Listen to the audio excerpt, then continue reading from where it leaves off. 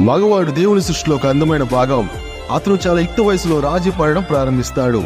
అతను తన తల్లిదండ్రుల ముఖంలో చిరునవ్వు కోసం తన కలలను త్యాగం చేస్తాడు. అతను తన పాకెట్ మనీ లేదా జీతం మొత్తాన్ని తను ప్రేమించిన భార్య కోసం ఆమె నవ్వడం చూసేందుకు ఖర్చు చేస్తాడు. ఎలాంటి ఫిర్యాదు లేకుండా అర్ధరాత్రి వరకు పనిచేస్తూ తన భార్య పిల్లల కోసం తన పూర్తి యవ్వనాన్ని త్యాగం చేస్తాడు. అతను బ్యాంకులు వ్యక్తుల నుండి రుణాలు తీసుకొని జీవితకాలం వాటిని తిరిగి చెల్లించడానికి నరక యాతన పడుతూ వారి భవిష్యత్తును నిర్మిస్తాడు. అతను చాలా కష్టపడుతున్నాడు. అయినప్పటికీ అతని తల్లి భార్య బాస్ నుండి తిట్లు తినవలసి వస్తుంది. అతని జీవితం చివరకు ఇతరుల సంతోషం కోసం రాజీ పడటం ద్వారానే ముగుస్తుంది. అతను బయటికి వెళ్తే అతను నిర్లక్ష్యంగా ఉన్నాడు అంటారు. అతను ఇంట్లో ఉంటే వాడు ఒక సోమరి అంటారు.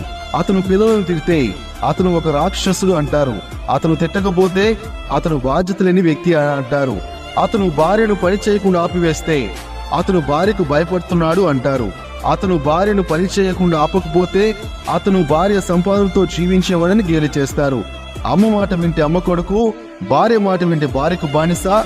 జీవితం అంతా కొడుకుగా, అన్నగా, భర్తగా, తండ్రిగా ఇతరుల కోసమే పాటుపడతాడు.